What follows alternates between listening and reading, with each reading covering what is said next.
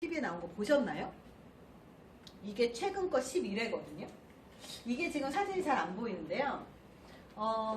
이 장면이 뭐냐면 아이들이 본드에 중독돼서 이 본드 때문에 야간에 이렇게 거의 해롱해롱 있는 그런 상황의 사진이에요. 그래서 애들이 이렇게 쓰러져 있습니다. 본드에 중독된 학생인데 이 학생이 구리를 계속해서 훔치는 거예요. 그래서 구리를 훔쳐서 팔고 돈이 생기면 몇 박 며칠 사라졌다가 다시 나타납니다. 만약에 우리 반 학생 중에 이런 아이가 있다면 어떻게 하시겠습니까? 어떻게 하실래요?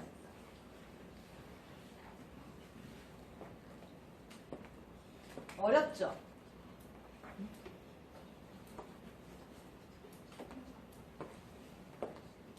여기에서는 판사인 고아라가 이걸 해결을 했는데요.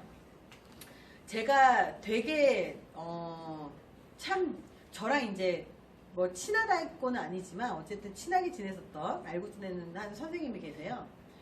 그 선생님은요 애들에 대한 애정이 굉장히 높은 분이었어요. 그분은 고등학교 선생님 아니었고요, 초등학교 선생님이었는데 이 초등학교도 원조교재 하는 거 아세요? 처음 들어보시죠? 초등학교 6학년 애들도 발육 상태가 되기 때문에요 원조교재 합니다. 무섭죠?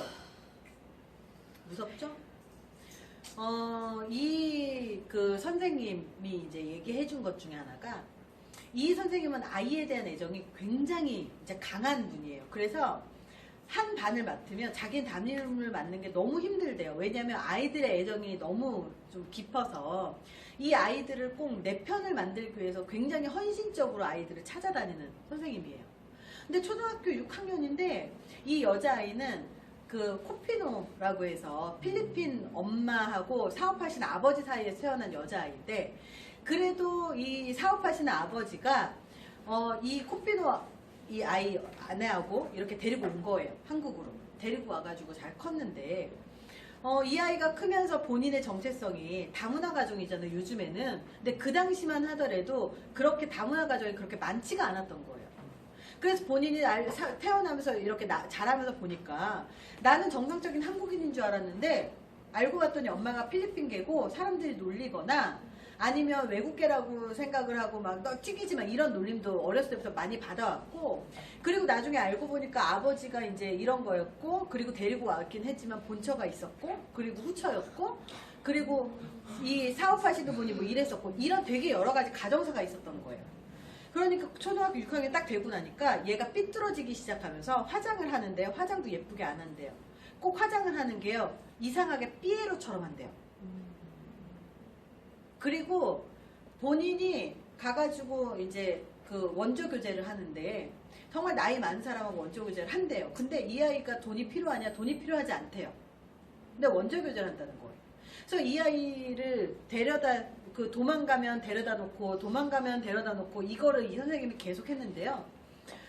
이 아이가 또 뭐가 있냐면 이 일진이라고 하는 게 아시는지 모르겠는데 일진이라고 하는 게요. 뭐 예전 같으면 학교에서 짱 하나 있어가지고 일진 이랬는데요. 이게 초등학교 이야기입니다. 각 지역별로 일진 그룹이 있어가지고요. 학교에서 일진이라고 한 아이들이 그 서클 안에 들어가서 그 일진 그룹을 형성한답니다. 그대로 중학교 가고 그대로 고등학교 간다는 거예요. 그래서 이 아이가 그 일진 그룹 안에 들어가 있었던 아이다 보니까 야 나와! 뭐 학교 가지 마! 그러면 이제 우르르 몰려가지고 학교 애하고 상관없이 이제 나가고 집을 나간 거예요.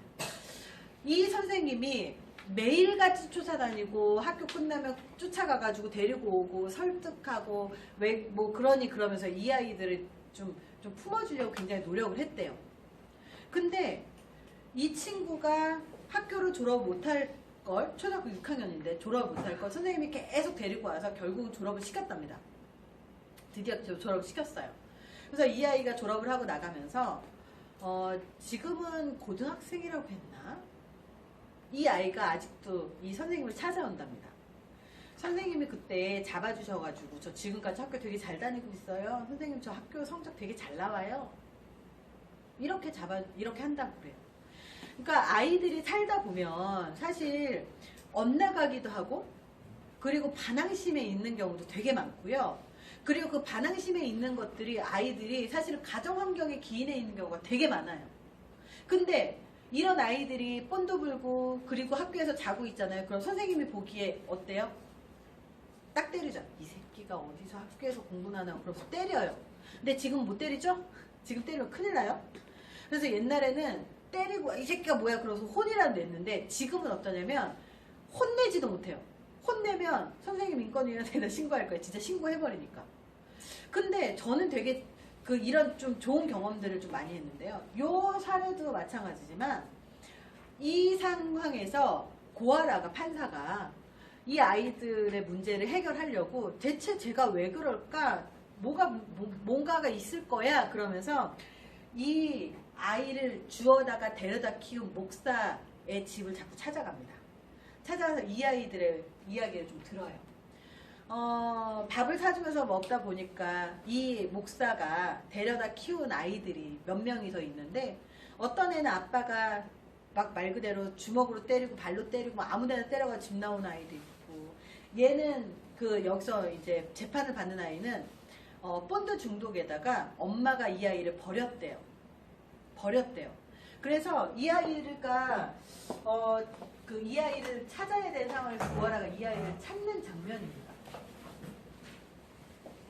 이 아이가 엄마한테 버림받은 장소가 어디였냐면 오락실이었대요. 그래서 이 어린아이가 오락에 집중하고 있을 때 엄마가 동전을 이만큼 수북히 쌓아놓고 옆에다가 자석을 놔두고 애가 집중하고 있을 때 도망간 거예요. 그래서 구리를 훔쳐서 돈이 생길 때마다 오락실에 가서 뽑기, 그 당시에 엄마가 버려두고 갔을 때 그 게임을 하고 있는 겁니다. 그래서 게임을 하고 있는 걸 고아라가 찾아서 이름을 불렀어요.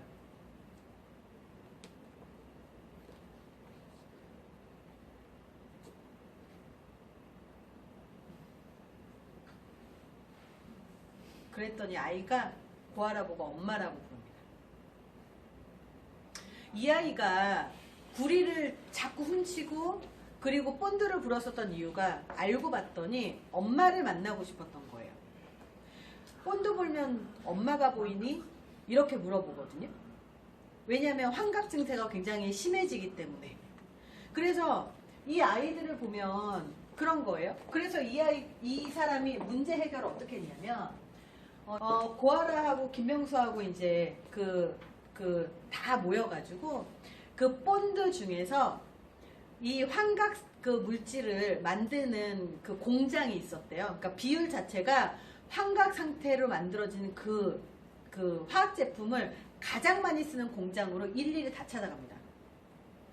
다 찾아가서 사장님을 만났어요.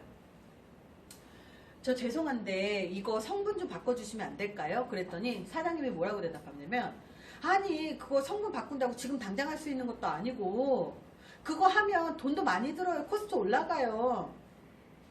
이렇게 얘기한 거예요. 그랬더니 이 고아라가 딱 열이 받은 거예요.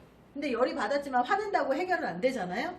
그래서 이 책상 위에 이 아버지 이분의 아들 사진이 지금 있어요. 이 아들을 딱 보면서 이 아들 몇 살이에요? 일단 공감대를 형성을 한 거예요. 이 아들 몇 살이에요? 고등학생이네요. 공부 되게 잘하겠다. 공부 잘해요? 그러면서 이제 문제를 좀 해결하려고 이 사람하고 대화를 시도를 합니다. 지금 이 아이는 뭐 하고 있고요. 학생이고요. 뭘 하고 있어요. 막 설명을 해요. 그렇게 하니까 이 고아라가 사진을 딱 보여줍니다. 얘는요. 이름이 뭐예요? 근데 이 아이가 지금 아드님 또래하고 비슷합니다. 근데 사장님께서 만드시는 그 본드를 들고요. 뇌 세포가 파괴가 돼가지고 원래는 뇌 IQ가 140이 넘는 아이인데요. 지금은 100도 안 넘어요. 왜냐면 뇌가 파괴가 됐거든요. 신경이 파괴가 됐거든요. 설명하면서 당분간만이라도 이 법적으로 문제를 해결할 테니 당분간만이라도 그 본드를 부는 아이들이 많은 지역에는 공급 안 해주시면 안 될까요? 이러고 얘기를 하는 거예요. 이렇게 허리 숙여가지고 부탁을 하니까요. 결국 들어줍니다.